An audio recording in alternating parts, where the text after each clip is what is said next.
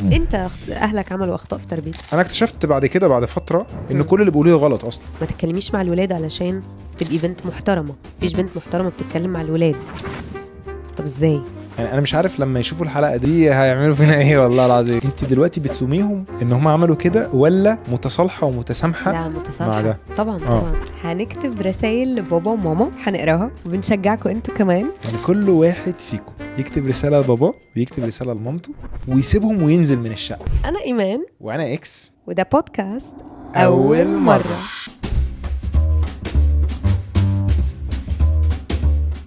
وده البودكاست اللي بنتكلم فيه عن خبراتنا وتجاربنا في الحياه ونشاركها معاكم لاول مره. حلقتنا النهارده عن اول مره حسيت باهلك. امتى اول مره اكتشفت انه اللي هم بيقولوا لك عليه صح ما كانش صح 100%؟ الفكره في حاجتين. اول حاجه المايندسيت، طريقه التفكير مختلفه. تاني حاجه ان طريقه تفكيرهم outdated. so they are هم اتبرمجوا طول حياتهم وبقى عندهم whatever مثلا 40 سنه 45 سنه وعايزين يربوني او 50 سنه وعايزين يربوني بنفس الايه، بنفس طريقه تربيتهم اللي تربوها زمان.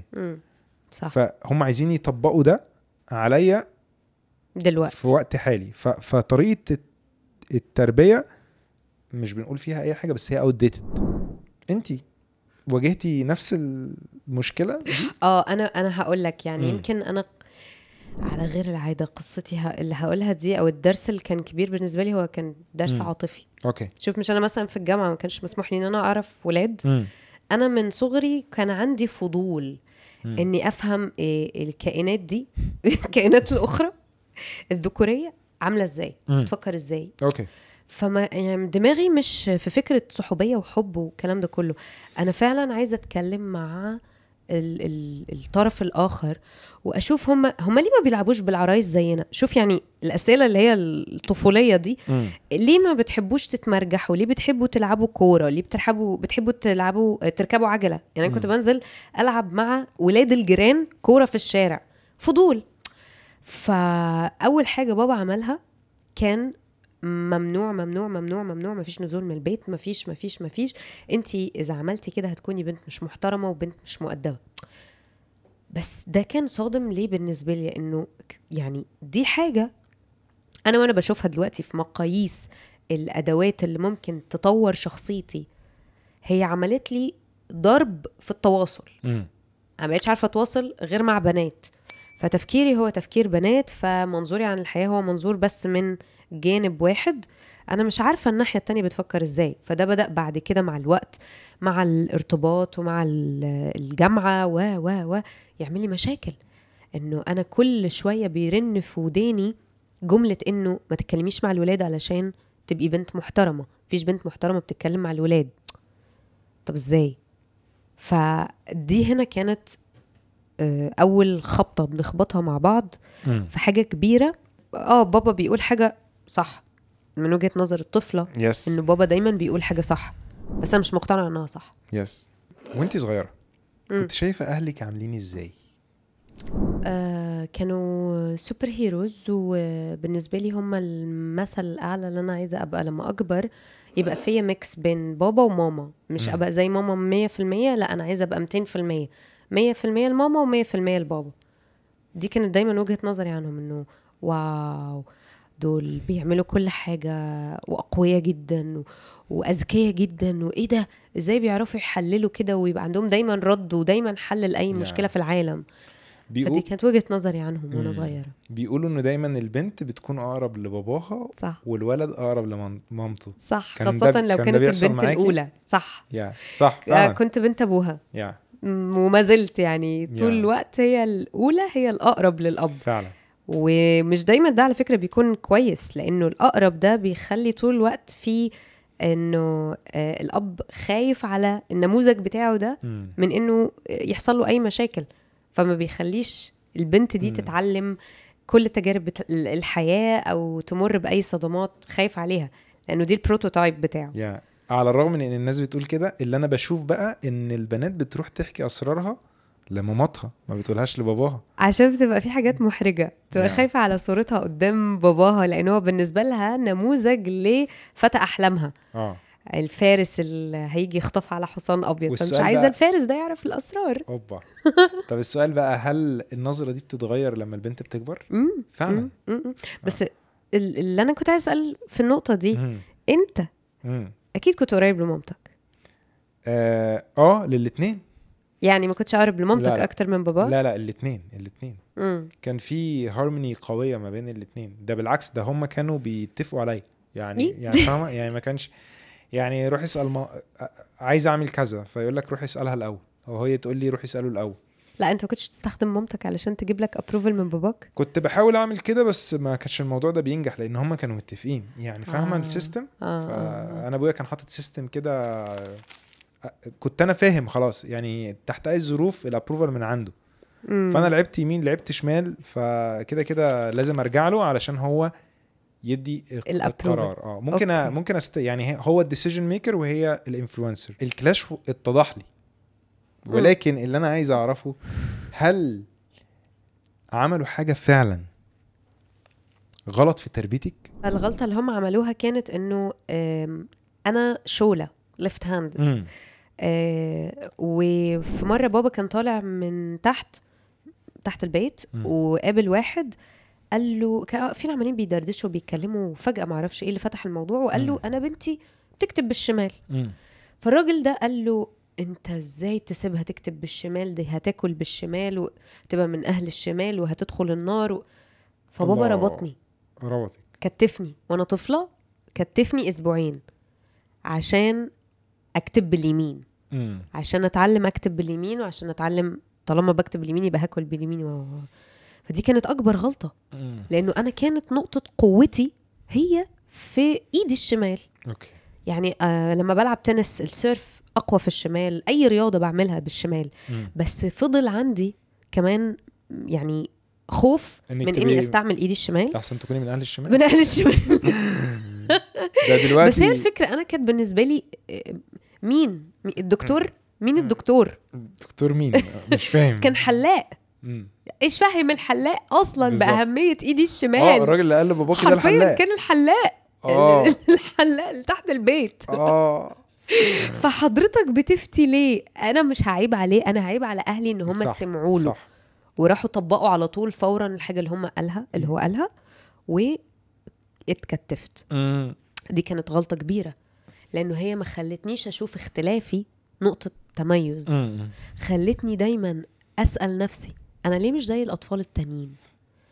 ما كلهم بيلعبوا عادي، انا ليه بلعب عكسهم؟ انا ليه بمسك الحاجة عكسهم؟ انا I'm not special. صح، انا عندي حاجة غلط. فهمتك. فكبرت شايفة اني استخبي، خليكي بعيدا عن الانظار او أفضل. الاضواء او كده، لانه انت هتعملي مشاكل. انت مش شبه الاطفال دول، مش شبه البنات دول، مش شبه الستات دول. فدي كانت واحدة من الاخطاء. وسامحتهم عليها طبعا. قعدنا اتكلمنا شويه. دلوقتي مشكله في ايدي اليمين، فبكلم بابا من اسبوع بقول له شفت التكتيفه بتاعتك دي، لما كنتش كتفتني كنت عرفت استعمل ايدي الشمال عادي. بيرد على الموضوع دلوقتي بيقول ايه طبعا يعني بيقول لي معلش حقك عليا، انا ما كنتش اعرف. لانه هو برضو لما كان بيبرر لي بعديها كان فكره او وجهه نظر انه خايف عليا من المنظور بقى بتاع زمان، ان احنا عايزين نبقى طول حياتنا بنعمل حاجه كويسه ونبقى من اهل اليمين ما ندخلش شمال في شمال. حياتنا قلبت شمال كلها. وكان خوف. الاخطاء انا بقت عندي قناعه لما كبرت كل الاخطاء اللي هم عملوها في حياتي كانت نابعه من خوف عليا او على مستقبلي. انا ما بديش مبرر للموضوع ده. باي ذا واي انت فاهمه قصدي ايه؟ فاهمه يعني انا مش عشان انت غلطت زمان وبتقولي انا كنت بعمل ده بنية ان انا كنت بحبك فتأذيني زمان، فانا مش بعتبر ده. انا بعتبر ده مش عارف اقول ايه، بس يعني هو ما كانوش يعرفوا انه اذى. ما هي دي مشكلة تانية، ان هو مش عارف. انت لازم تعرف قبل ما كانش حواليهم ناس عندهم الحالة دي، فاهم؟ يعني النهاردة انت مش محتاج ناس عشان تعرفك الحاجة، انت محتاج تروح تدور قبل ما تعمل الحاجة فيا. هقول لك على مثال مثلا دلوقتي ال ADHD. اذا شفت طفل عنده ADHD دلوقتي انت فاهم يعني ايه ADHD. فعارف انه طريقه تعاملك لازم تكون مختلفه. بس من زمان كان هيبقى طفل شقي، ويا ابني حبيبي انت بتركزش ليه؟ ما تركز، انت ليه ما بتقعدش على الكرسي بتاعك؟ ما تقعد. لانه شايف الثلاثه اخواته التانيين بيقعدوا وبيركزوا وبيذاكروا. اشمعنى ده شقي وده مغلبني، ده شيطان. تلاقي نفسك على طول خدت لقب، استحوذت عليه كده، في القاب على طول بتتصنف، دي رويترز، ده شيطان، دي مش دي لماضه، دي جادجمنتال خالص. بس ما كانش فيه الوعي اللي احنا بنتكلم عنه النهارده، اللي هو ما كانش فيه جوجل فيقدر يدخل يقول انا ابني بيتحرك كتير، انا بنتي بتكتب بالشمال، ده معناه ايه؟ معناه ليفت هاندد. بس انا طلعهم على المعلومات يعني كان عن طريق دوايرهم. مين الناس اللي حواليهم اللي بياخدوا منهم المعلومات دي؟ ما كانش في جوجل. بس الحياة قبل جوجل. انا فاهمك يا استاذ ايمان، بس اللي انا بقوله برضو ان انا ده برضو عذر اقبح من ذنب. يعني ايه ما عندوش حد حواليه؟ ما يروح يدور. يعني انا مالي؟ يعني هو عشان ما عندوش حد حواليه ده معناه ان الدايره بتاعت الناس اللي حواليه غلط، فهو في مكان غلط. يعني مش عارف انت تعرف امتى لما تشوف العكس او تشوف المختلف. انا مش بتكلم على، يعني انا بتكلم ان جنرال. فاهم قصدي؟ انا بتكلم ان جنرال. انا ما حدش يعني ما في الاخر اللي اتاذى انا. صح. انت اهلك عملوا اخطاء في تربيتك؟ عملوا خطأ كبير جدا بالنسبه لي، الا وهو ان هم بعدوني عن الناس الغرباء. ما خلونيش اروح اتكلم مع الناس بره. كنت منغلق على فكره الفاميلي اكتر. واللي اكتشفته لما كبرت ان كل حاجه انت عايزها موجوده مع ناس غريبه، مش موجوده مع ناس. طب امتى اول مره حصل ده؟ كنا في السندباد زمان وبنلعب، وانا فاكر ان هو انا بلعب في السندباد، فيعني انا محتاج حريه. فهو كان مخليني بابا وماما ان انا افضل ماشي جنبهم. ولما حتى بيقعدوا مش بيخلوني اروح اتكلم مع حد، او مش بيخلوني اروح ان انا ابروتش اي بني ادم حواليا. لازم تفضل قاعد في المكان. خايفين عليك تتخطف. طيب انا ما بقولش حاجه، ولكن هو محتاج كان يديني سنه من الحريه ان انا اروح اتكلم مع الناس الغريبه دي. لان بتكتشف لما بتكبر ان لو ده فضل موجود معاك من وانت صغير بتبقى انتروفيرت قوي. انتروفيرت مش حاجه وحشه، however انك بتبقى انتروفيرت قوي لدرجه انك بتبقى منعزل عن الناس. بتروح تتكسف تتكلم الناس، مش بتبقى عارف ازاي تكلمهم. however لو اتعلمت ده وانت صغير مفيد جدا. لان اي حاجه انت عايزها دلوقتي الحاجه دي موجوده مع حد غريب عن الناس اللي انت تعرفها، مش مع الناس اللي انت تعرفها. فانت you need to learn how to approach strangers. طب رد فعلك كان ايه؟ يعني لما قالوا لك لا ما تمشيش اقعد جنبينا، عملت ايه؟ للاسف كنت بسمع الكلام لان انا كنت صغير ومش فاهم حاجه، فانا لازم اسمع الكلام. بس كنت زعلان؟ كنت زعلان طبعا. على الرغم من ان انا فاهم ان النيه كانت حقيقيه وصافيه في فكره ان هو عايز يحميني، ياخد باله مني وكده. كانت كنت اشوف انها تكون افضل لو هي اتعملت بشكل متجدول. دلوقتي مش هتكلم حد، دلوقتي عندك الحريه انك تتكلم مع الناس واحنا عنينا عليك. فاهم قصدي؟ بس لما كبرت شويه بدات بقى اعالج الموضوع ده، لانه اثر عليا فتره ان انا ما بقيتش اتكلم مع حد، وفضلت انتروفيرت فتره كبيره جدا لغايه لما فهمت يعني ايه يعني ايه تكون انتروفيرت، بعد كده يعني ايه تكون اكستروفيرت، بعد كده بدات ادمج ما بينهم، شويه اكون انتروفيرت وشويه اكون اكستروفيرت. بعد كده اتعلمت ازاي اكون اكسترا اكستروفيرت. بعد كده بدات بالانس ما بين انك تكون ده وتكون ده. فكان مهم ده لان فكري كده هتلاقي ان معظم الناس بتبقى مستريحه لما يكون عندها بالانس. ففكره انك كومبليتلي انك شويه انتروفيرت وشويه اكستروفيرت، لكن لو انت واخد سايد واحد وثابت فيه بتبقى مش اريح حاجه يعني. لا بتبقى مزعجه فعلا. بتبقى مزعجه يعني. صح عندك حق. السؤال بقى بتاعي ليك يا ايمين، هل فكره ان احنا كنا شايفينهم زمان مثاليين ده كانت فعلا بتحمينا، ولا كان افضل ان احنا نتصدم بالواقع الحقيقي زمان؟ لا انا كنت شايفه انه انا ما كانش عندي مشكله اني يحموني من العالم شويه. لانه اذا كنت اتصدمت من وانا صغيره ما كنتش هبقى بالقوه اللي انا فيها دلوقتي، وانا عارفه ازاي اتعامل مع الاختلاف بقى في اللي هم ربوني عليه والعالم فيه ايه. فكنت حاسة انه انا كنت في منطقة امنة لفترة من الوقت، وبعدين فتحت الدنيا عندي على الحياة. ما عنديش اي مشكلة اني ابقى في السيف زون اول 10 سنين في حياتي، وبعدين مش هبقى مستعجلة قوي يعني، ما المصايب جاية والصدمات جاية والكوارث جاية. فعلى الأقل يعني أتهنى شوية واتدلع شوية بالحياة الجميلة الوردية دي فترة، ولما يجي وقت الصدمات احنا جاهزين، يعني على رأي المقولة بتاعت كل المقاسي طلعت على مقاسي. طب انت يا اكس، أنا كنت عايز تبقى من وانت طفل وصغير كده شايف الحقيقة، وانه لا مش دايما رأيهم اللي صح ومش دايما كلامهم 100% مظبوط، ووارد يكونوا بيقولوا حاجات مش حقيقية ومش واقعية، ولا يا حتى وإن كان الواقع ده مؤلم فهو بالنسبة لي خير وأفضل 1000 مرة من إني أعيش في وهم مريح. فكان بالنسبة لي أحلى بكتير إني أعرف الحقيقة دي بدري. ولكن أنا فضلت فترة عشان صغير فمش عارف كان هيفرق إيه؟ كان هيفرق كتير. على الأقل أكون واعي إن اللي مش إن أنا بتربى بشكل outdated مثلا. يعني أنا ما كنتش حتى واعي لأن ما كانش عندي سورس للمعلومات غير من عن طريقهم. ما هو يمكن أنت لما تأخر الوعي عندك يعني جه في مرحلة أنت قادر تغير ده. بس لو كنت وعيت وانت ما عندكش القدرة انك تغيرهم، مش هتروح السوبر ماركت تقول خدوا بابا وماما رجعوهم. فهمت قصدك بدلوهم. فهمت قصدك.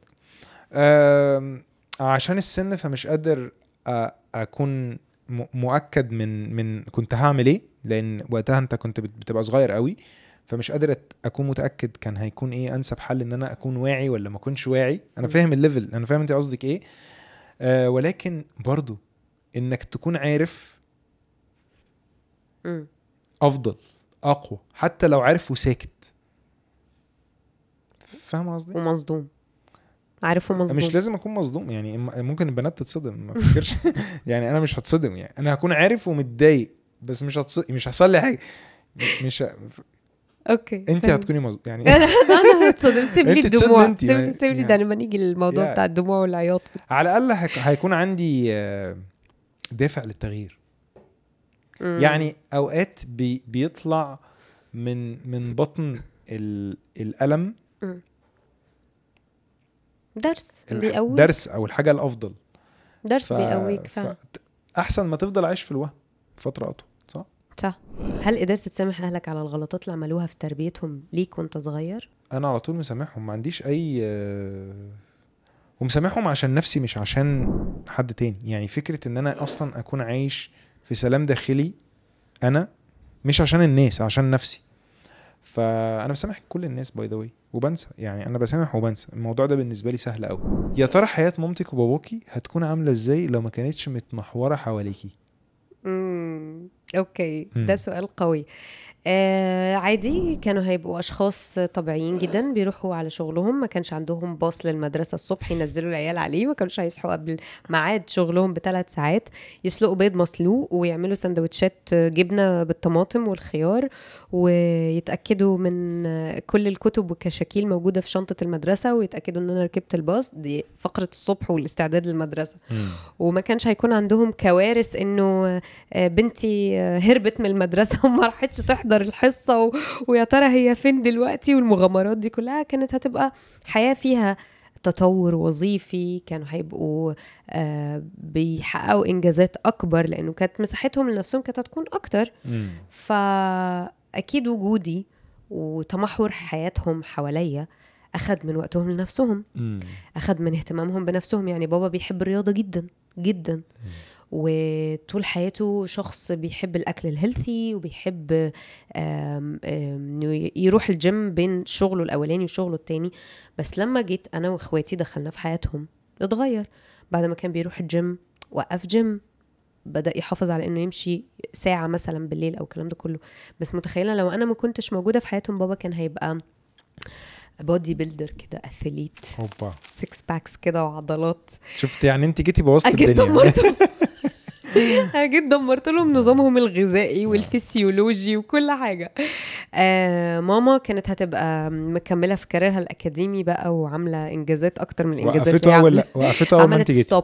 عملت ستوب، مش عشاني انا بالضروره، بس هو بدات معايا طبعا لان انا الطفله الاولى، وسحبت بقى لانه في اخوات تانيين، فوقفت، اخذت جاب كبيره. فيمكن اكيد كانت هتبقى وصلت لمكان ان الماما وركهوليك، بتعشق المذاكره وبتعشق الدراسه وبتعشق الشغل، فكانت هتبقى فوق الليفل اللي هي وصلت له ده بدرجتين 3. فلا كانت هتبقى في حاجات كتيره مختلفه فيهم في حياتهم، كنتش هبقى مخلصه لهم فلوسهم، يمكن ما كانوش اصلا هيسافروا، ما كانوش هيتغربوا، صح، لانه هي كانت حياتهم على قدهم كده، كانت لطيفه. بس وجودي او وجود اي طفل تاني في حياتهم خلى بقى بابا يدرس فكره انه يتغرب عشان يبني مستقبلي، علشان يوفر لي الحاجات اللي نفسي فيها، وهكذا. خليني اسالك يا اكس، ايه التنازلات اللي اهلك عملوها عشانك؟ في الحقيقه لما والدي مات وانا عندي 15 سنه، اخويا كان وقتها عنده 13 سنه، والدتي كانت صغيره جدا وقتها، ولكن كانت هي قايمه بدور الاب والام في نفس الوقت. كانت بتعمل ايه؟ علشان كان وقتها في ثانويه عامه وجامعه، فكانت مش قادره تكفي المصاريف، لان بعد ما بابايا مات بقينا عايشين على المعاش ومفيش مرتب، والرقم قل جدا جدا جدا لدرجه ان كلنا اتصدمنا ازاي هنقدر نعيش.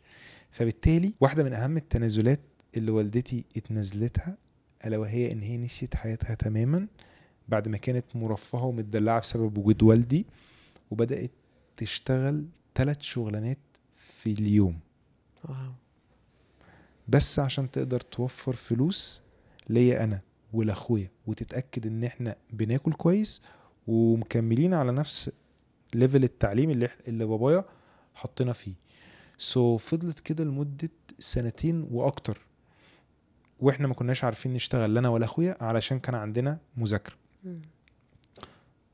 طبعا كنا صغيرين فما كنتش مدرك ايه اللي بيحصل حواليا، وزي ما قلت لك والدي كان شويه مدلعنا، فما انتبهتش لده الا بعد مثلا 6 شهور ولا حاجه. فبدات انزل انا اشتغل كمان بعد الكليه.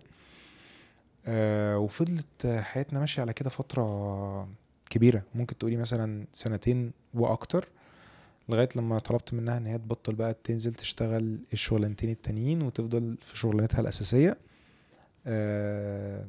الجدير بالذكر ان هي في وقت لما كانت بتشتغل ال3 شغلانات دي كانت بتروح البيت وكانت بتطبخ لينا عشان تتاكد ان احنا لما هنرجع من الكليه او لما اخويا يرجع من المدرسه يلاقي الاكل بتاعه موجود. فهي علمتني حاجات كتير وانا مسامحها جدا. ومش بس كده، لغايه النهارده زي ما قلت في اول الحلقه ان هي عندها values وقيم انا بتمنى تكون موجوده فيا.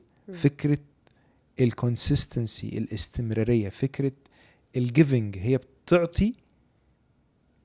انا فاهم ان اي ام بتعمل كده عشان ولادها، بس الليفل اللي انا شفته بعد ما بابايا مات اللي شفته منها ده نيكست ليفل، حاجه مش طبيعيه، حاجه خارقه. بتمنى يكون عندي نص بس اللي هي كانت بتعمله لينا، من ناحيه عطائها ومن ناحيه اصرارها على ان هي تفضل تخلينا عايشين في نفس المستوى. هي حقيقي سوبر هيرو، وده مش كلامي انا بس، ده كلام كل الناس اللي تعرفها، فربنا يخليها لي يا رب. بارك لك فيها. خليني اسالك بقى انا ايمان، هل اهلك كانوا بيشاركوكي في المشاكل الماديه ولا كانوا مبينين لك الحياه وردي؟ حياتنا كانت ورديه جدا جدا جدا، لانه كل حاجه كان نفسنا فيها. يمكن انا كطفله كبيره مثلا ما كانش فيه امكانيه انها تتوفر، بس كانت بالنسبه لاخواتي بقى مع الوقت لما جم وضع اهلي كان احسن ماديا، بس احنا ما كناش عارفين ازاي او بتيجي ازاي الحاجات دي، وكنا متخيلين انه الموضوع وردي ومرتب بابا بيكفي. بعدين حصلت مشكله ماديه كبيره جدا، يعني هزت البيت. اوكي. لما حصلت المشكله دي فوقنا كلنا انا واخواتي على انه البيوت ممكن يكون فيها مشاكل ماديه. احنا جبرنا انه فلوسي هي فلوس اختي، فلوس اخويا، فلوس بابا، فلوس ماما. فلما تحصل مشكله ماديه ما كانتش مشكله من بره البيت، هي كانت مشكله جوه البيت. ف حصل عندنا صدمة انا واخواتي تحديدا، وبدأنا نوعى على مصطلح اسمه ان الذمة المالية للست منفصلة عن الذمة المالية للراجل. انا مش فاهمة ايه المصطلحات دي.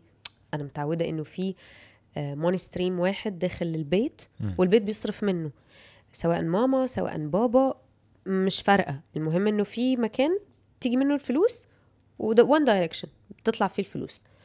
فاول ما حصلت المشكلة المادية دي كانت اول مرة نشوف خلاف بيحصل بين الايديالز بتاعتنا على فلوس.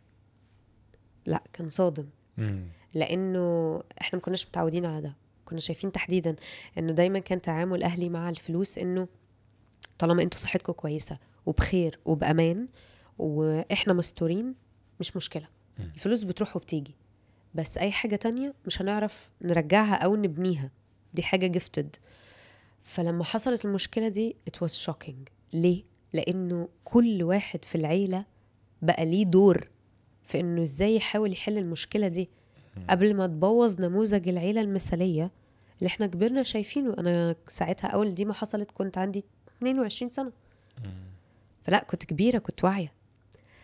فكان الدرس اللي استفدته منها هو اني شفت بعيني حاجة اسمها مشاكل مادية بتحصل في عيلة عادي جدا، وازاي لازم الواحد يتحط في النوع ده من المشاكل كتير عشان يعرف ازاي يتعامل معاه. وكانت اهم حاجة طلعت بيها من الدرس ده هو انه كان لازم يكون في اتفاق بين اي اتنين بيتجوزوا، حتى لو كانوا بيحبوا بعض وبيموتوا في بعض. صح. هيعملوا ايه في الماليات، في الماديات؟ هيصرفوا مع بعض ولا كل واحد هيكون منفصل في ذمته المالية عن التاني؟ طب ومين اللي عليه المسؤولية المادية؟ طب ولأي مدى ممكن الست تشارك؟ وبعد كده ستوب. طيب خليني أسألك يا إكس، هل أهلك كانوا بيشاركوك في المشاكل المادية؟ لا طبعا. ليه؟ ده عمره ما حصل، لان ما كانش عندنا مشاكل ماديه اصلا. بالاخص قبل ما والدي يتوفى ما كانش فيه اصلا عندنا فكره ان يبقى فيه مشكله ماديه. ما كنتش اعرف اصلا، يعني عمري ما سمعت ان في حاجه اسمها مشكله ماديه تماما. وده الفضل بيرجع طبعا للاتنين، لذكاء والدتي والقدرة والدي على ان هو يدخل موني ستريم او فلوس جوه البيت كويسة لدرجة ان هي مش بتأثر بأي شكل من الاشكال، وذكاء والدتي ان هي يعني بتقدر تصون الفلوس وتتعامل معها بشكل ذكي وحكيم ومظبوط، فما بيأثرش عليه هو بالسلب. فلا ما حسيتش ابدا في حياتي باي شكل من اشكال المشاكل الماديه ولا الضغوطات الماديه، ولا كنت اعرف اصلا ان دي حاجه ممكن تكون موجوده. بدا يحصل بعد ما والدي توفى. اللي بدا يحصل ان انا بدات انتبه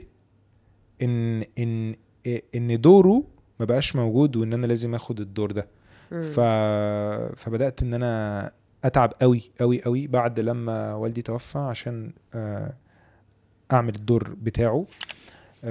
وبرضو حتى لو واجهتنا مشاكل فهي كانت مشاكل بسيطة بعد وفاته، وده طبيعي جدا لان في شوك حصلت فجأة، ما بقاش فيه فلوس ولا بقى فيه سبورت بأي شكل من الاشكال بيحصل. ففجأة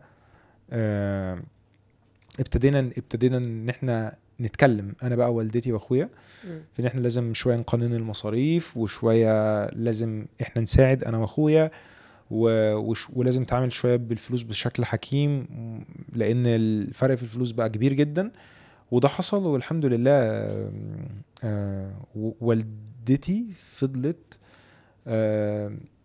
بتاخد قرارات حكيمه جدا بعد ما والدي توفى، والحمد لله كل قراراتها كانت مظبوطه. يعني انا يعني دلوقتي برفلكت او برجع وافتكر اللي كانت بتعمله، فبقول يس اختارت صح او خدت قرارات مظبوطه لينا انا واخويا. سواء كانت ان هي تأمننا بنفس فكره المنطلق القديم، ان هي تجيب لنا مثلا تختار مش تجيب لنا الشقه، ان هي تخلينا ننتبه ان احنا لازم نحط الفوكس والتركيز بتاعنا على ان احنا نبتدي نشتري شقه. احنا طبعا ساهمنا انا واخويا في ان احنا مش ساهمنا، احنا اللي جبناها، احنا اللي دفعنا ده، بس هي اللي وجهت الدايركشن. يعني كان ممكن واحدة تانية او ام تانية تنسى الفكرة، تقول لا ده احنا دلوقتي محتاجة دي الفلوس دي. لا، هي ابتدت تعلمنا ازاي نحوش، تعلمنا ازاي نحرك الفلوس بشكل مظبوط، تعلمنا ازاي نصرف في ايه وما نصرفش في ايه. وده كان بشكل حكيم ويتعمل بطريقه فيري سموث. وبرضه برجع الاساس ده لوالدي لان هو كان بيعرف يتعامل مع الفلوس بشكل مظبوط. فاللي حصل ده ان انا شفت الموديل ما بين والدي ووالدتي وطريقه تعاملهم ازاي مع العلاقات الماديه، اداني انطباع واداني شكل ازاي اتعامل بيه في لما اتجوز او لما يكون عندي عيله. الراجل لازم يكون هو المصدر او لازم يكون الموني ستريم الاساسي للبيت، وده اللي هيكون البيت معتمد عليه بشكل كامل واساسي. دور الست بيكون بس في ان هي تكون ذكيه في ان هي ازاي تراعي الفلوس دي وما تصرفش في شكل ما يكونش مظبوط، وتنتبه وتقدر المجهود المبذول عشان الراجل يدخل ده زي ما والدتي كانت بتعمل. وكمان فلوسها كانت ليها طبعا، لو هي حابه تساهم في البيت طبعا ده براحتها، ولكن المعروف الواضح واضح. الراجل هو اللي بيشيل البيت والست لو عايزه تساهم بتساهم. اعتقد ان ده الموديل الافضل الانسب الاسلس اللي لما بيتعمل ما بيسببش اي نوع من انواع المشاكل. بس ده طبعا مش واقعي، مش ده اللي بيحصل دلوقتي. يس مش ده اللي بيحصل دلوقتي، وعلشان ده مش اللي بيحصل دلوقتي نسب الطلاق بتزيد. فيعني نرجع تاني ونقول ان اللي انا بقوله ده هو الاصح. يعني هو ده الاصح، بس ده الاصعب في التطبيق. لازم لا هو مش الاصعب في التطبيق، هو ممكن يكون الرجاله شويه ليزي في ان هي تدخل فلوس، والستات شويه تستخدم الايجو بتاعها في ان هي عايزه اكتر، ما تقدرش اللي الراجل بيعمله او كده. انت بتفكرني لما كنت في بعد بقى ما مرينا بالمشكله دي. طبعا المشكله دي حصلت وانا كنت كبيره 22 سنه، فكان بداوا بقى يتقدموا لي عرسان. ف قبل ما ندخل في المشكله ونعرفها ونبقى جزء منها، كان عادي ممكن ابقى في القعده ويسالني عادي، يقول لي انت بتشتغلي بتقبضي كام؟ فانا بمنتهى البساطه كده بقول له بقبض 3000 جنيه مثلا. وما عنديش اي مشكله على السؤال ساعتها. بعد ما حصلت المشكله الماديه اللي حصلت عندنا في البيت، لا وعيت على فكره انه هو ليه يسالني اصلا على سؤال زي ده. مش بس كده، انا بدات اسمع تعليقات انه انتي بتقبضي 3 وانا بقبض 3، يعني البيت داخله 6000. اللي هو انت ليه بتجمع مرتبي على مرتبك؟ انت عامل حسابك ان انا هبقى بشتغل وبدخل مرتبي في البيت؟ انت مش موجوده في البيت. لا، كان الاجابه ايه؟ هو انا مش سمحت لك انك تشتغلي؟ صح. يعني ايه سمحت لك؟ يعني ايه؟ ايوه، الوقت الكامل بتاعك ده كان ملكي، فانت خدتي منه 8 ساعات يوميا تنزلي فيها الشغل، فلازم اخد تعبي بقى، لازم اخد عرق جبيني بقى ان انا سمحت لك بال8 ساعات دول ان انت تدخليهم في البيت. وكان في ناس بتيجي تسألني مثلا انت هتتجوزي حد من المجال؟ ده مرتباتهم عالية، فكده يعني البيت داخله يجي 20,000 جنيه ما شاء الله. ليه يا جماعة جمعين مرتبي مع مرتبه؟ مال مرتبي بمرتبه. واصلا ليه يسأل على مرتبي؟ دي مش حاجة تخصه هو او تعنيله. انا اذا حابة من عندي اشارك ده من عندي، كرم، ادب، ذوق، زيادة اخلاق، تقدير، لانه المرحلة دي دلوقتي احنا محتاجين فيها شوية فلوس، فممكن احط فلوس من عندي. لكن اني ابقى ببيع ذهبي واحط كل مرتبي كل شهر واروح بعد كده اخد منه مصروف، بعد ما احط له مرتبي انا اروح اخد مصروف، مش موافقة انت على الفكرة. قمة الإهانة. قمة الإهانة. قمة الإهانة. مش موافقة، دي قمة الإهانة. طب ما هو زمان مش ليها. زمان كان ده الدارج زمان ان الست بتاخد مصروف من الزوج لما ما تكونش تشتغل. طب ما تشتغلش ولا هي عايزة تشتغل؟ هي عايزة تشتغل. اوكي. ساعتها بقى مرتبها بتاعها. لو هي عايزة تشتغل بس. طب هو ينفع يكون عايز ما يعوزهاش تشتغل او ما تشتغلش ولا مش حقه؟ لا مش حقه بصراحة. مش حقه. لا مش حقه. بتاع ايه اصلا هو يعوزها ما تشتغلش؟ لو عايزة تشتغل براحتها. لا، زي ما انت شايف انك كيانك منفصل عنها، هي كمان كيانها منفصل عنك. هي من حقها تقول لك ما والله انا معايا فلوس كتير ما تشتغلش. افرض. عادي ما عنديش مشكله. اقسم بالله ما عندي مشكله. يعني لو هي انت ليه معترضه على بس اذا ده حصل مثلا، عادي، سمعت أنا في يوم من الايام عن واحد صاحبك مراته قالت له ما تنزلش تشتغل، انا معايا فلوس كتير تصرف علينا احنا ما الاثنين. حصلتش، بس لو حصلت انا هبقى طبعا ده هكون سعيد الحلم يعني. الوردي لكل شباب الجيل يعني- دلوقتي. يعني انا لو قلت لك انا معايا فلوس كتير وبقول لك ما تشتغليش، انا هت- موافقه موافقة؟ دلوقتي، انا موافقه. شفتي هي دي الفكره. هي نرجع بقى الموضوع للايه، لشكل الرضا. بس مش من حقه انه يعرف انا بقبض ايه او بقبض كام او بصرف فلوسي على ايه، لانه دي حاجه تخصني انا. اوكي. اذا شاركت معلومه زي دي فهي من عندي. انا صعبان عليا اللي هتتجوزيه ده والله العظيم. ليه؟ انا اللي هتجوزيه. انت كنت بتقولي ايه؟ كنت بتقولي انا هسمح له ان هو يعرف لو انا عايزه. هشاركه، قلت هشاركه المعلومه، مش هتفرق، مش المبلغ. انا هشاركه البادي المعلومه. لانجوج شرحه ال لا انا عادي، شايفه انتوا انه بتبقى- اذا الست ذكيه هتعرف امتى الوقت دلوقتي يستدعي انها تتدخل ماديا تساعد، بس ده ما يكونش فرضا عليها، ما يكونش دور الزامي عليها. ده يكون ذكاء اجتماعي عاطفي منها، انه العلاقه محتاجه دلوقتي انها تتدخل ماديا تسند البيت، بس ما يكونش دور اساسي. ليه؟ لانه بالمناسبه من النماذج اللي انا شفتها حواليا، البيوت اللي الست بتدير فيها الماليات بيكون عندهم استثمارات.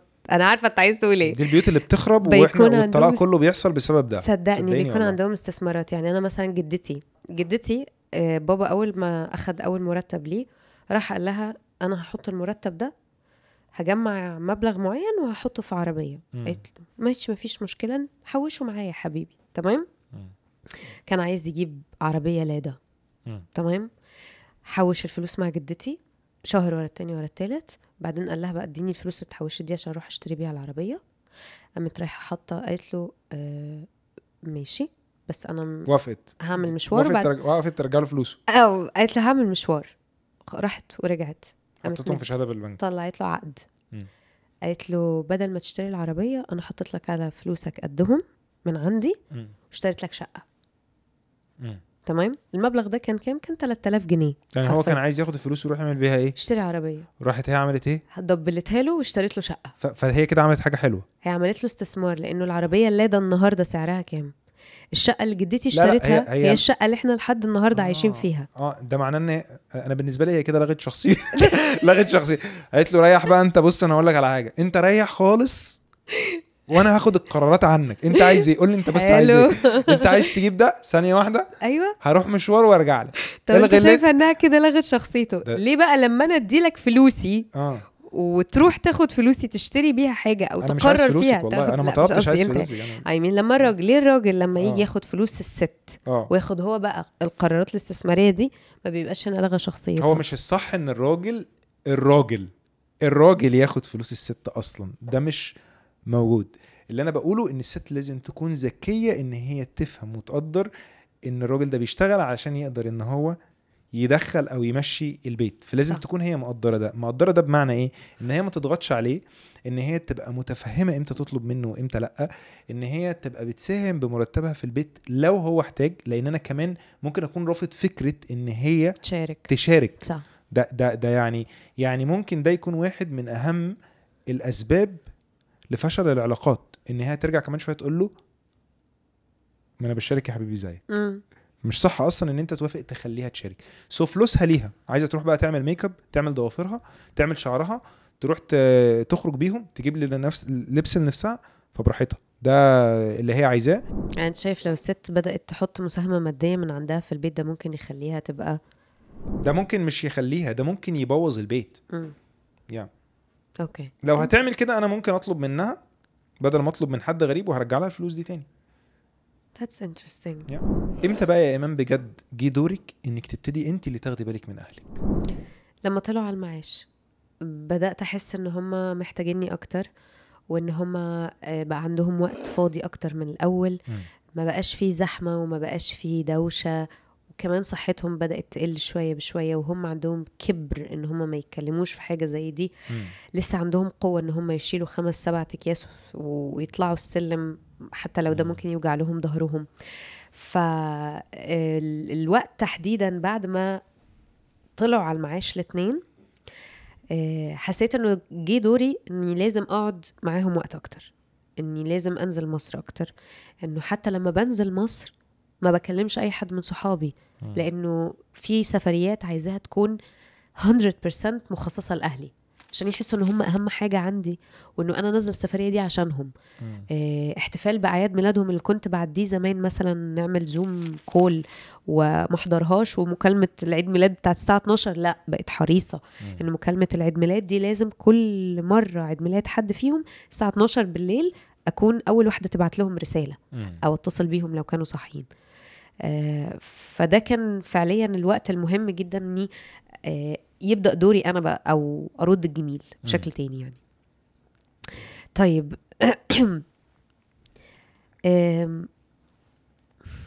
هل حسيت انه مامتك ممكن تكون بتعند معاك في حاجات مش في مصلحتها؟ كانت بتكبر معاك في صحتها ما تقولكش انها تعبانه من حاجه؟ نو احنا ما عندناش الموضوع ده خالص. احنا عندنا ادم تعبان المنطق انك تعمل ايه؟ تروح للدكتور. ليه تكابر؟ عايز تكابر وعايز تتعب براحتك يعني، ده قرارك الغبي. طب ده انتوا هي اكيد بتقول يعني، ما هي مش لو هي عايزه ما تقولش براحتها، ماليش دعوه، انا مالي، هي بتاذي نفسها. فاهمه قصدي؟ فاهمه. يعني هو مش من المنطق ان احنا نبقى تعبانين ومش بنقول. مش كلهم. ما انا مش عارف ليه يعني، انا مش فاهم ايه السبب يعني. بابا كان بيروح للدكتور من ورانا يا مره، بابا بطل يرد على التليفون وماما بقى فاكره ايه بقى بيخوني. ترى حرام كان رايح يعمل تحليل يا حرام. بس كانش عايز يقول لنا. طب ماشي، لانه كان خايف يبقى تحليل لحاجه خبيثه فكان مخبي علينا كلنا. يا ما يعني انا بعتبر دي حاجه مظبوطه ان هو عمل كده يعني هي كير، هو بيهتم بالاهل، بان هو ده دور الراجل، ان هو يبعد اي نوع من انواع القلق عن الفاميلي. ده دوره الاساسي. بس كمان لما ما هو الأطفال لما يعرفوا إذا أنت عندك أي وعكة صحية أو في قلق من أي نوع معين، هم بيساعدوا، هم مش صغيرين يعني هم ممكن ياخدوا التحاليل ويبعتوها لبره. صح أنا فاهم قصدك في الحالة دي، بس أنا بتكلم في فكرة إن هو لو قادر إنه ما يقولش بيبقى الأفضل إنه ما يقولش. فاهمة؟ لو هو قادر يعني خد بالك إن الحالة برضو بتبقى مختلفة. لو أنت قادر إنك تهندل الدنيا من غير مساعدة ولادك، اعمل ده طبعا من غير ما تقلقهم. فأنا مع الاتفاق ده. لكن لو لقيت ان انت الموضوع بيخرج عن ايديك، وان انت دلوقتي لازم تعرفهم، وشايف ان انت بتتألم فلازم تتكلم، طبعا المنطقي ان انت تتكلم وتقول ده عشان ايه؟ تديهم فرصة بقى ان هم يتصرفوا. إيمان، ازاي بتعبر عن مساعدتك لأهلك لما كبروا؟ والله انا مش بعتبر ان امي كبرت، لان انا امي شاطرة، بتاخد بالها من اكلها، وبتاخد بالها من ان هي بتروح الجيم او بتتمرن رياضة. اعتقد هي ما شاء الله يعني شاطرة جدا، لدرجة ان هي مخليانا انا مش عايزة حاجة، ما حدش يعمل لي حاجة. لغاية النهاردة بتقولي لي انتوا ولادي انتوا عايزين ايه، مين طالب حاجة، مين عايز ايه. بتعمل مكالمة لينا ويكلي، هي اللي بتعملها علشان تطمن وتتأكد ان احنا عايزين حاجه. قلنا لا، عايزين حاجه ايه؟ احنا عمرنا ما هنطلب منك حاجه، انت اللي عايزه ايه يعني. فاهمه؟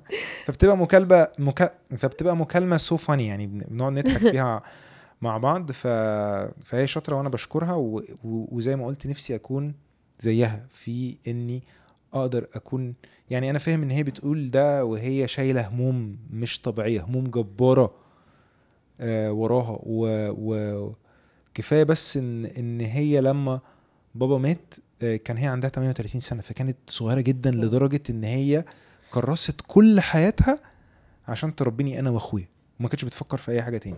تعبر لها عن حبك ازاي؟ والله بحبك يا حاج، ربنا يخليكي لينا. امين. خليني امان اعرف منك ازاي بتعبري لحبك عن باباكي ومامتك.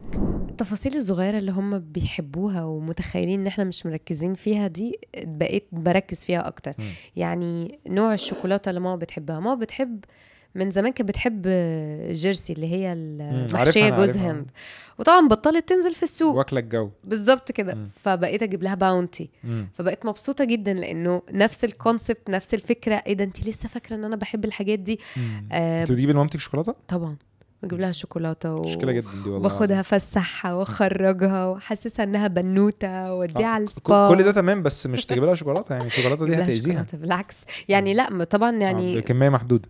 كميه محدوده. وبعدين اختي كمان نيوتريشنست، فهي اللي بتتابع الموضوع ده. انا بسلم البضاعه لاختي واختي تتابع بقى معاهم السكر والضغط والحاجات دي وتدي لكل واحد برسنتج. بابا مثلا بحب دايما اساله عن اي موضوع في السياسه، فيقعد يحكي ويشرح لي قصص، لانه بابا فعلا. صحفي ورئيس تحرير. صحفي ورئيس تحرير. كده انت طالعه زيه والله العظيم بجد. يعني انت طالعه زيه عشان هو كده، ولا هو اللي اجبرك تعملي كده؟ لا بالعكس، عشان كنت طول الوقت ببقى بوصله من انبهار، انا عايزه اطلع زي بابا والله العظيم، او عايزاه يبقى مبسوط ومبهور مني انه في المجال اللي هو فيه ده انا مشرفاه يعني انت ورافعه حتى الشغل اللي انت بتشتغليه ده بيبول بليزنج لباباكي؟ لا حبيته لانه بقى جزء من شخصيتي بتحب الكلام والرغي. والله العظيم بقى جدا والله يعني انا بقى يعني جدا لدرجه ان احنا عملنا بودكاست بنرغي فيه يعني. بالظبط. اقنعتك، شفتني اقنعتك اقنعتك ازاي ان رغي يجي في محله. صح. فمثلا اساله على اي موضوع، بابا احكي لي قصه اي حاجه معينه، عارف يقعد يحكي وانا اقعد اتفرج عليه وهو بيحكي، وشايفه قد ايه هو مستمتع. عارفه نوع الفاكهه اللي بابا بيحبه لانه بابا شخص صحي. ففي انواع معينه بيحب المانجا وبيحب البطيخ، وفي حاجات معينه بياكلها في مواسم معينه. فاني اشاركهم التفاصيل دي هي اللي بتخليهم يحسوا انه انا فاكره ومركزه ومقدره، بينتبهوا للحاجات دي طبعا. لانه ما بيبقاش متخيل ان انا لسه فاكره الحاجات دي اللي كان بيعملها زمان، او كان ممكن مثلا في منجايه اختفت من الثلاجه، احنا عرفنا ان بابا اللي اكلها، فانا ببقى عارفه انه خلاص بابا انت بتحب المانجا، هبقى ازود لك معايا كمان، هبقى اجيب لك منها زياده. فالحاجات اللي ما كانوش متخيلين ان احنا كاطفال ناخد بالنا منها عن قصد، بدات احسسهم انه انا فاكراها وهنعملها مع بعض، لانه انا مبسوطه وانا بعملها معاكم عشان بحبكم. فدي كانت من اكتر الحاجات اللي كنت مركزه اني لازم اعملها علشان احسسهم قد ايه انا بحبهم. صح. ومقدره قد ايه كل حاجه هم عملوها عشان. انت شطوره يا ايمان، ربنا يخليهم لك والله بجد. ميرسي، ربنا يخلي لك اهلك كمان يا اكس. حاسس ان انت قصرت مع مامتك؟ يس، قصرت معاها كتير جدا جدا جدا. اللي هي عملته ليا انا ولاخويا عمري ما هقدر انساه، وعمري ما هقدر ارد مهما حصل، ومهما الدنيا لفت، ومهما عملت ايه ليها. عمري ما ده هيقرب من ان انا اكون راضي ان انا ارد ليها اللي هي عملته لينا. ايه وجه التقصير؟ وجه التقصير كان في كل حاجه. ما اللي حصل ان اديكي مثال، مثلا انا اضطريت اسافر لما جات لي opportunity بره، فده ادى لان انا اضطريت ان انا اكون بعيد عنها. فالوقت ده كانت هي اولى ان انا اكون موجود جنبها. انا جنبها وكل حاجه، وبنزل لما هي تكون محتاجاني، وبنتكلم كتير، ولكن برضو وجودي جنبها ده مهم جدا. قصرت في ما انا مش عارف، ما انا مش هعرف اقوم بدور، مهما عملت مش هقدر اقوم بدور والدي. خليني بقى انا اسالك يا امان، انتي حاسه ان انتي مقصره مع اهلك؟ طبعا انا دلوقتي مقصره معاهم، لانه في كل اسبوع كده كان بيبقى فيه مكالمه نقعد نتكلمها مع بعض كده، ندردش، نشوف ابديتس كل واحد فينا عامل ازاي، ايه اخباره، وايه الحاجات اللي اتغيرت في حياته. فبقالي اكتر من شهر ما عملتش المكالمه دي، وعارفه انه قبل كده المكالمه دي كانت قاعده، وكانت خروجه، وكانت غدا بنقعد نتكلم فيه مع بعض. بس كل الحاجات دي قلت لانه الطموح والحياه وفي نفس الوقت انا خوفي كله اذا في يوم من الايام تعبوا لازم يكون عندي مبلغ اقدر اصرف منه على اي حاجه هم ممكن يحتاجوها، لانه هتكون مسؤوليتي انا المره دي اني اهتم بيهم واخد بالي منهم زي ما هم اخدوا بالهم مني. فده جه على حساب اني بعدت واتشغلت، وفي نفس الوقت انا عايزه انجح في شغلي علشان اخليهم طول الوقت راسهم مرفوعه وحاسين ان هم تعبوا، والتعب اللي هم حطوه ده جيب نتيجه. كل مره كنت بشوف بابا بيكلمني على انه حد مثلا شاف حاجه انا عملتها وبيقولوا دي بنتك، وانه قد ايه هو مبسوط انه صحابه عارفيني، ده كان بيخليني احس ان انا شويه بحاول اعوض اللي هو عملهولي، لانه اسمه كان ساندني في وقت كبير جدا من حياتي. فانا عايزه انا كمان احاول ادفع لهم او اقدم لهم واو. جزء واو. من اللي هم عملوه معايا. فطول الوقت اكيد هتفضل مقصر مع الاهل، وطول الوقت صح. هتفضل حاسس انك مقصر، حتى لو انت قاعد لازق فيهم انت مقصر، لانه اللي كانوا بيدوه واللي بيدوه اضعاف من اللي احنا صح. بنديه دلوقتي. صح. في الفقرة الأخيرة كل واحد فينا هيكتب رسالة. أنا بقول نفكس للقصة دي، للحته بتاعت هيكتب رساله لبابا او مامته. ما أنا الرسالة دي كده هقول نفس الكلام اللي أنا قلته في البتاع، صح. ولا أنت إيه رأيك؟ عايزة تكتبي إيه؟ عارفة تكتبي إيه؟ لا مش عارفه طبعا. هي هتبقى بالنسبة لي أنا ملزقة، لأن أنا يا جماعة النهاردة هفتح لكم بقى رسالة كتبتها لأمي، فأنا حاسس إن أنا يعني فاهم مش هتبقى شكلي مش هتليق معايا، بس هتليق مع الميك اب بتاعك ده، فاهم؟ ها نكتب رساله. أنا هبقى ملزق والله وأنا بقولها، مش لا عارف. مش هتبقى ملزق، ممكن تطلع لطيفه. اعملي بس أنت الرسالة بتاعتي. لا مش هعمل الرساله بتاعتي لو انت مش تعمل الرساله بتاعتك. معايا ورق، اصبري بس. اوكي. أنا بس بفكر هنعمل إيه مش أكتر. 5 minutes later. في الفقرة دي بقى هنكتب رسائل لبابا وماما، بالظبط هنقراها قدام الكاميرا، وبنشجعكم انتوا كمان ان كل واحد فيكم يكتب رساله لباباه ويكتب رساله لمامته ويديها له كده ويسيبهم وينزل من الشقه، صح؟ صح. هم يقروها بقى، واحنا هنعمل كده قدامكم النهارده اهو. كل واحد فينا كاتب رساله لباباه ولمامته. جاهز تقرا؟ اقري انت الاول. ليه؟ لا وماليش انا دعوة، عندي أنت فضول، ده. انا عايزه اعرف انت هتكتب ايه، ما انا هتبقى رسالتي ملزقه، فيعني حابه اني اسمع رسالتك. يعني ايه ازاي انت بتكتبي رساله لباباك ومامتك؟ عاطفيه قوي. اتفضل. اوكي. دي رساله لبابايا اللي متوفي، اللي انا بحبه جدا جدا. هبص بقى للكاميرا واقول له الكلام ده، اوكي؟ اتفضل. مش هيشوفه طبعا، بس ايه، بابا بحبك جدا جدا جدا، ومش ناسي فضلك عليا، وهفضل فاكره طول عمري، وهفضل فاكر كلمتك الشهيرة انك علمتني ان دايما اعمل الصح، وان الصح وقته هو كل وقت. انت راجل عظيم وانا بحبك جدا. ده بابايا. مامتي يا جميلة، بحبك وربنا يخليكي ليا يا جميلة. بصي بقى، انا مفيش ورقة هنا بقى يعني، بص عشان انت ايه، انا فكك بقى من الورق ده، انت عارفاني انا مهما فضلت اتكلم عنك مش هخلص كلام. انا بشكرك جدا وهفضل اشكرك طول عمري على المجهود والصبر والاستحمال اللي استحملتيه علشان تربيني انا واخويا. ربنا يخليكي ليا يا غالية يا اغلى انسانة في الدنيا. المجهود واللي انتي عملتيه لينا ده انا مش متخيل ان ممكن ام في الدنيا تقدر تعمله، وعشان كده انتي خدتي الام المثالية وهتفضلي تاخديها من الشغل بتاعك، عشان انتي فعلا ام مثالية. واو. بجد الكلام ده من قلبي والله ليها. حمستني اقابل طنط على فكرة. لازم، دي ست عظيمة. واو. والله ست عظيمة. ربنا يخليها لكم يا رب. ست عظيمة يعني، مهما فضلت اشرح لك مش هخلص. عايز اعرف بقى كتبتي ايه لباباكي وكتبتي ايه لمامتك؟ انت كتبت كلام احلى من اللي انا كتبته. اوكي.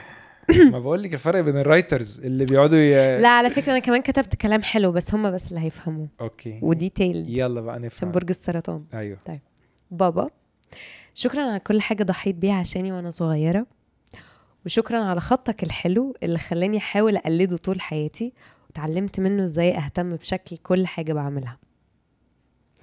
ماما، انتي عيوني على الحياة، علمتيني احارب برا البيت واهتم بكياني كبنت وست جوه البيت. بحبك، وبحب كفتة الرز اللي انتي بتبعتيها لي كل مرة مع اي حد يبقى مسافر عندي. واو. ربنا يخليكي ليا. بالله عليكي تخلي امك تعمل لنا حلة رز وكفتة من دي وتجيبها لنا بقى، اوكي؟ قول لها اكس بقول لك عايزين ناكل. عشان ايه رأيك بقى؟ ايه رأيك في هايلة. الرسالة اللي فيها هايلة هدف من وراها؟ فيها اكل. الرسالة فيها اكل. ربنا يخليها لك وربنا يخليهولك. والابهات والامهات دول حاجة بجد، حاجة غالية، حاجة مهمة. فعشان انا خسرت والدي، فانا بقول لكل الناس يعني افضلوا قاعدين مع اهلكم وفعلا يعني ما تضايقوهمش، يعني خليك دبلوماسي. انا عارف ان هم اوقات بيفكروا بطريقه قديمه كده وبتعصب، ولكن اصبر بقى شويه. نفس عميق. اصبر شويه عشان اولادك يصبروا عليك. بس كده اعتقد احنا كده خلصنا حلقه الاهل، وبنشجع الناس ونقول لهم اعملوا ورقة زي دي ضروري. ولو قادر انك تشير معانا الورقة والكلام ده في الكومنتس اعمل كده، هنكون مبسوطين وسعداء جدا ان احنا نقرا ده. ولو مش قادر تعمل ده في الكومنتس ابعت لنا في الرسائل عادي، هقراها انا وهتقراها ايمان. ودي كانت حلقة أول مرة أحس بأهلي من بودكاست أول مرة.